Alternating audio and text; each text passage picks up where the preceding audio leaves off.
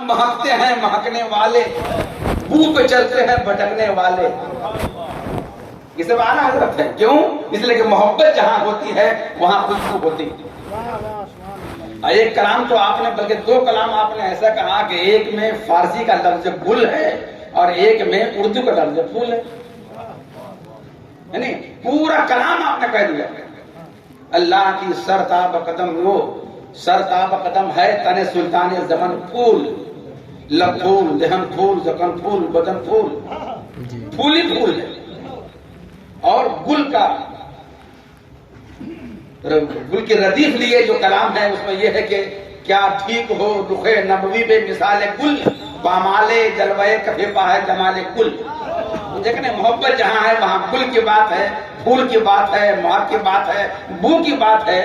तो ऐसे मोहब्बत करने वाले जिस मुल्क में होंगे तो सरकार को उसकी खुशबू तो मिलेगी। इसलिए हदीस नबी हो, मगर ये वाकया है कि यहाँ मोहब्बत करने वाले हैं और जैसी मोहब्बत करने वाले यहाँ हैं वाकई वो कहीं नहीं है। दाढ़ी मोहब्बत रसूल ही की अलामत है, सुन्नत रसूल की पैरवी उसी मोहब्बत ही की अलामत है। जागे तो मुस्तफा जाने रहमत की बात हो, बोले तो नादे नबी हो, और सो जाए तो लफ्ज़ मोहम्मद की तस्वीर बन जाए। ये हिंदुस्तान ही में है और कहां। इसलिए अगर इकबाल ने ये बात कही है तो वो हदीस लफ्जी ना हो मगर हदीस मानवी तो कही जा सकती है।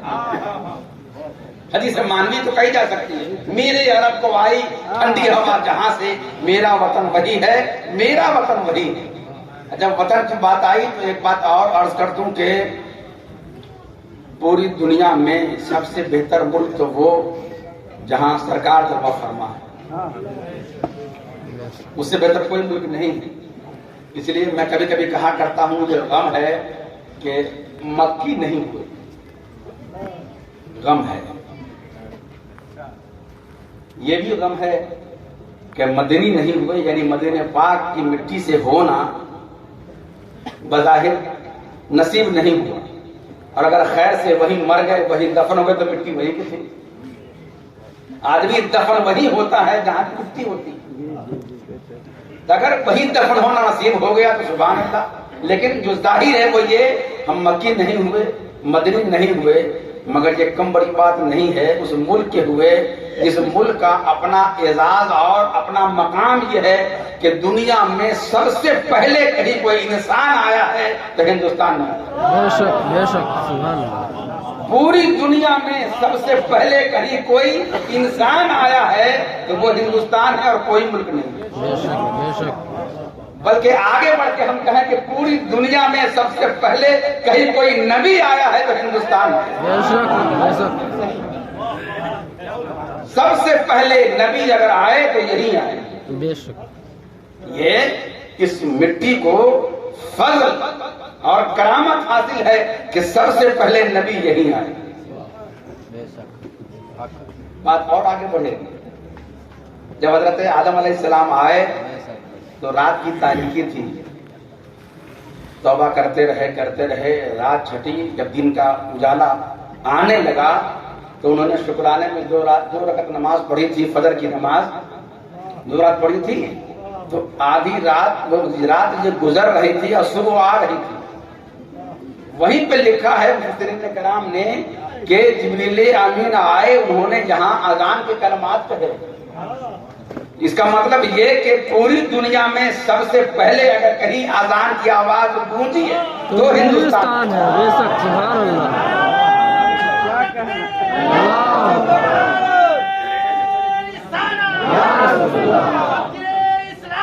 जिंदाबाद जिंदाबाद।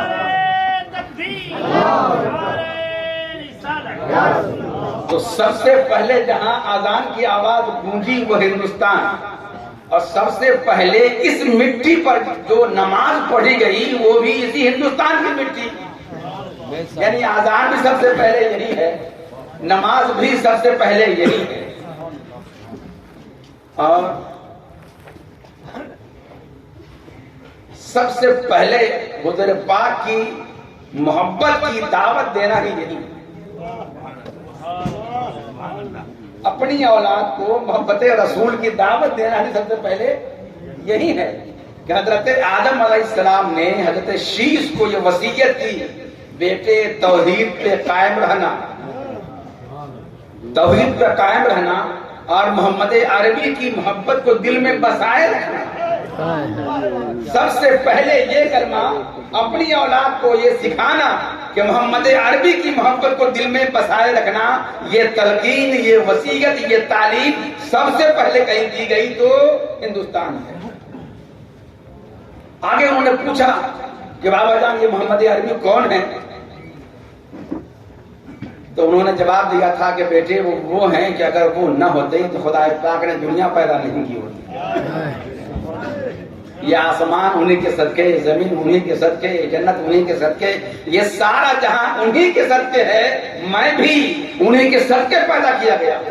अगर वो न होते, बल्कि हदीस पाक में टुकड़ा ये भी है, लौला मोहम्मदुन व उम्मतु, अगर मोहम्मद अरबी न होते और उनकी उम्मत नहीं होती तो खुदा फरमाता है कि मैं ये दुनिया पैदा ही नहीं करता। तो आप देखेंगे जिस मुल्क में हम रहते हैं उस मुल्क की अजमत का कोई जवाब नहीं है। खुदा पाक सल्लल्लाहु अलैहि वसल्लम जिस